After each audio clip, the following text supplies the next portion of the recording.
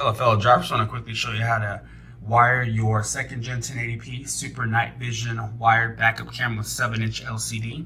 As you see here, you do have your 7-inch LCD with your cable that you'll connect directly to your power cable. That's of course included. This is your power cable connected to your LCD.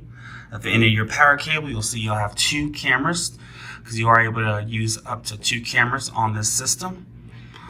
You'll go ahead and connect your camera directly to your cable. Once again, you can select the cable length at checkout. Once you've connected your Super Night Vision camera,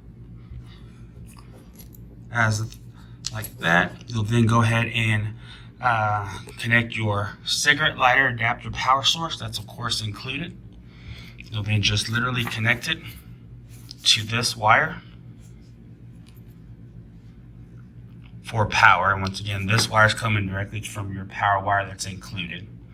So I just literally plug that in, and that's how you are able to power and wire your 7-inch LCD backup camera with 2 camera option. Thank you for watching.